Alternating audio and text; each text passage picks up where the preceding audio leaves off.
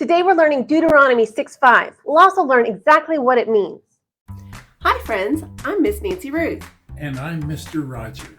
We want to see kids living for Jesus. Deuteronomy 6:5. Love the Lord your God with all your heart, with all your soul, and with all your strength. Deuteronomy 6:5. In Hebrew, when you're talking about the heart, you're talking about your passions, your emotions, and your decision making. So your mind and the things that drive you to do the things that you do, which includes all of the things, and it's linked in what Hebrew calls your heart.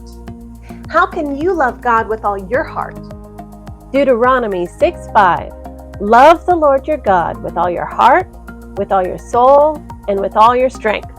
Deuteronomy 6:5. The Hebrew word used for soul here talks about your soul, but it also talks about your being, your inner self, the things that make you, you.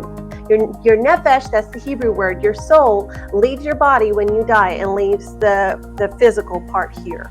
We could do a whole workshop on what soul actually is. If you want to know more about that, let me know in the comments and I'll plan that workshop.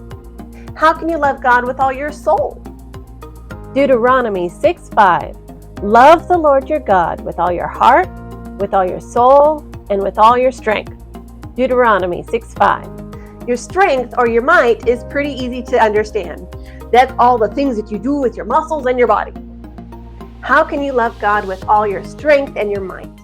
Don't forget to subscribe. We post memory verses in 4 translations, key passages, answers to Bible questions, and more. Check out our store and freebies at parentroadmin.com. We love you, friends. See you next time.